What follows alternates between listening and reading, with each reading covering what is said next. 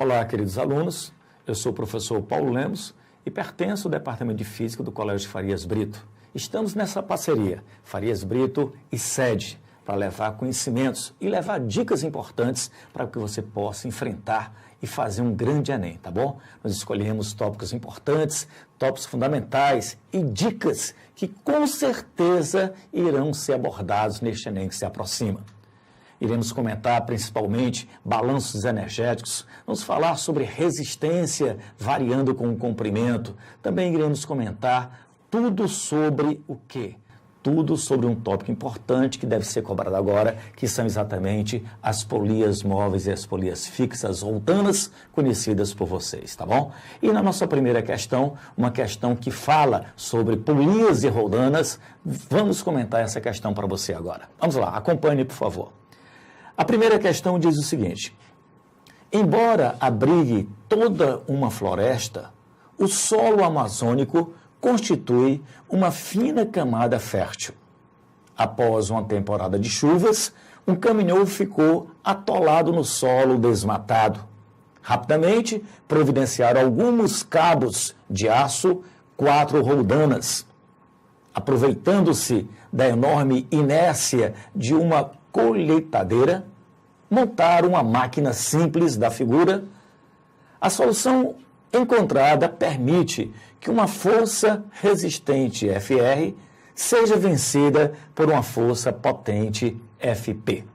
Bom, pessoal, a solução dessa questão a gente apresenta aqui nessa animação. Vejam todos. Nós temos aqui uma animação com diversas polias.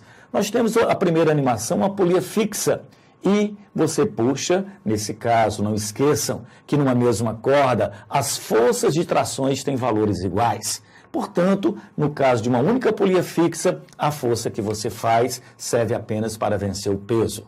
No entanto, na segunda polia, que é essa daqui, nós temos uma polia móvel. Notem que essa força que você faz, somada com esta, dá o peso. Então, a polia divide o peso em duas partes iguais. Se você tem aqui uma polia fixa e uma móvel, também a força vai ser dividida por 2. Se você tem 3 polias móveis, a primeira divide por 2, a segunda por mais 2 e a terceira você divide mais uma vez por 2. Ou seja, 2 elevado a 3 que dá 8. Pessoal, aí vem uma dica importantíssima.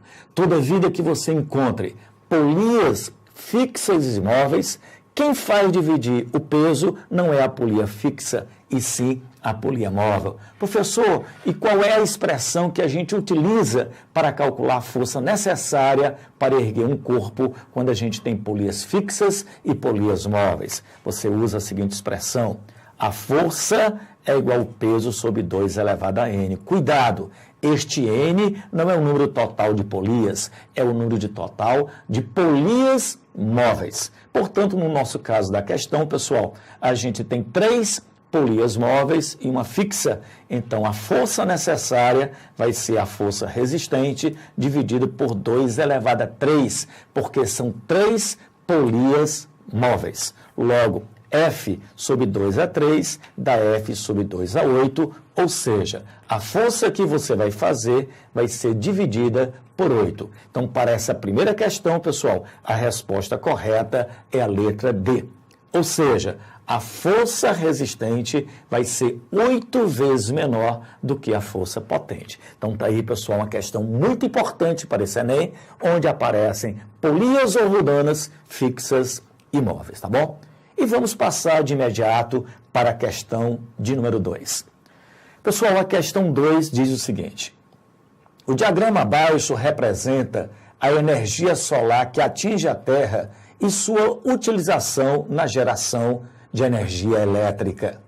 A energia solar é responsável pela manutenção do ciclo da água, pelo movimento do ar e pelo ciclo do carbono que ocorre através da fotossíntese dos vegetais, da decomposição e da respiração, dos seres vivos, além da formação de combustíveis fósseis. No diagrama estão representados 2 modalidades mais comuns de usinas elétricas, as hidroelétricas e as termoelétricas. No Brasil, a construção de usinas hidrelétricas se deve à iniciativa porque essas, letra 1, afirmativa 1, utilizam fontes renováveis, o que não ocorre com as termoelétricas, que utilizam fontes que necessitam de bilhões de anos para serem reestabelecidas. Afirmativa 2. Apresenta impacto ambiental nulo pelo represamento das águas no curso normal dos rios. Afirmativa 3. Aumenta o índice pluviométrico da região de seca do Nordeste pelo represamento das águas destes rios, né? Das alternativas, qual é a verdadeira ou quais são as verdadeiras? Vejamos, pessoal. Vamos à solução da questão. Nós temos aqui esta animação que mostra exatamente as fontes de energia. E vamos começar falando um pouquinho sobre as usinas hidrelétricas. Em uma usina hidrelétrica, a água ela é represada, é feita uma barreira para represar a água, para aumentar o nível da água, ou seja, aumentar a energia potencial gravitacional. Pela animação você vai ver que a água vai descer, né? E vai girar aqui a turbina, ou seja, a energia potencial gravitacional ela vai ser convertida em energia cinética e o gerador transforma essa energia cinética em energia elétrica. Professor Paulo Lemos, me responda uma coisa.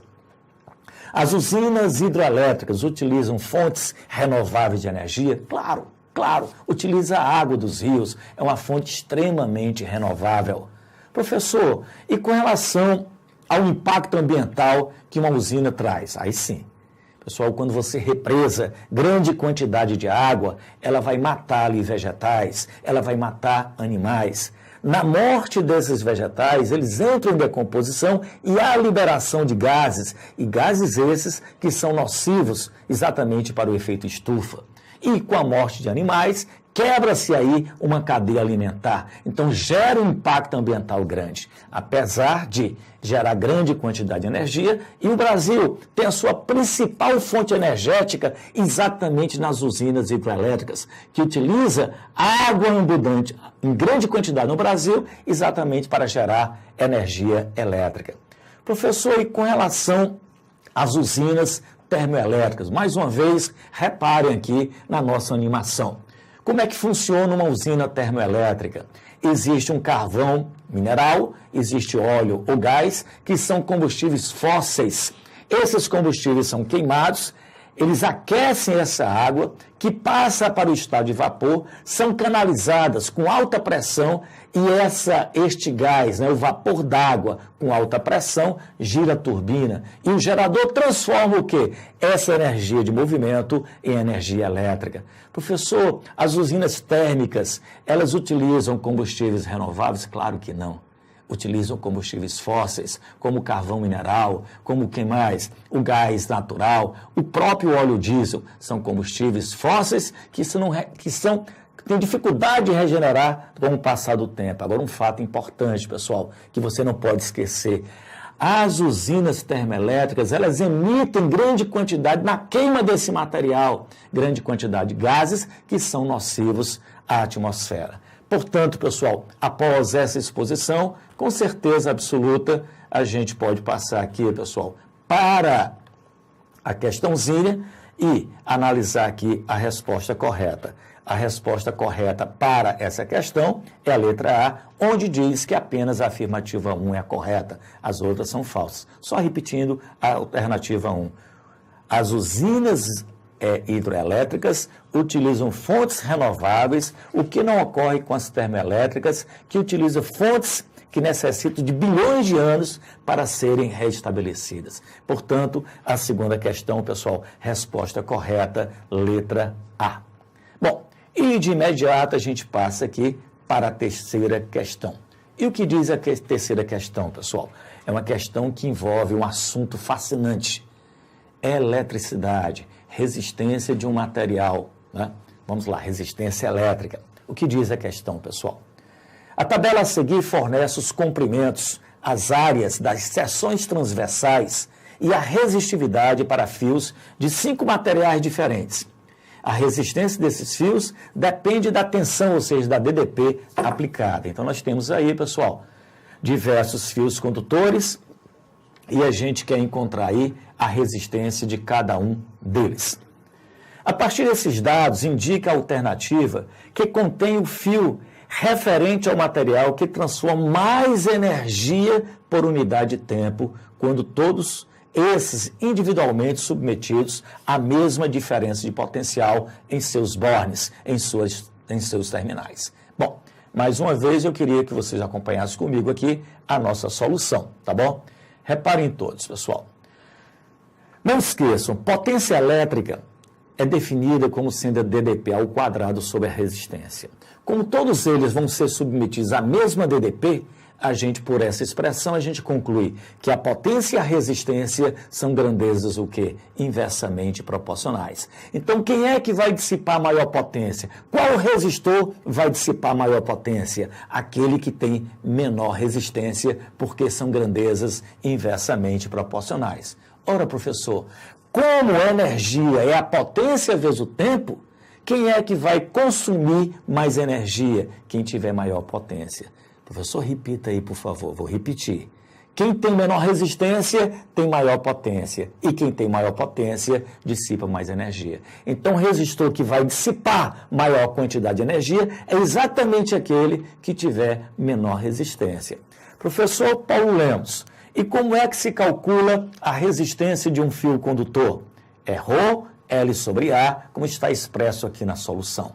Então, se você calcular a resistência de cada um desses dispositivos, pegando os dados coletados da tabela que ele forneceu aqui para a gente, por exemplo, condutor A vai ser ρ, L, que é o comprimento, sobre 3A, porque a área é 3A. Então, você vai encontrar que a resistência é 1/3 de ρ, L sobre A. Para o condutor B, o comprimento é 3L, a área é A e a resistividade 2ρ.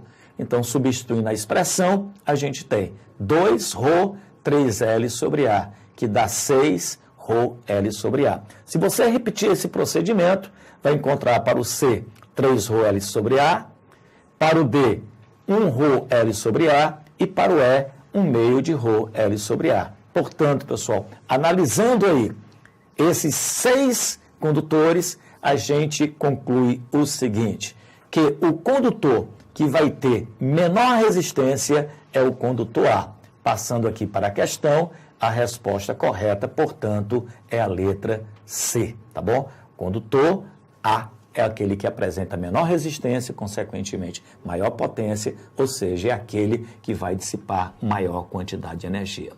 Eu tenho certeza, pessoal, que com a aula de hoje, você está apto a fazer um grande Enem. Por quê? Nós passamos algumas dicas importantes, porque conseguem relacionar a física com o seu dia a dia. E é isso que o Enem pede que você saiba. Saiba física para aplicar no seu dia a dia. Então, pessoal, essas são as dicas do professor Paulo Lemos, que pertence ao Colégio Farias Brito, que dá todas as dicas nessa parceria com o SED. Uma parceria de sucesso, uma parceria que vai fazer você ingressar numa grande universidade. Obrigado pela sua participação e com certeza, tenho certeza absoluta que você vai lograr êxito nessa sua empreitada, que é exatamente passar no Enem. Tchau, tchau, até o nosso próximo encontro.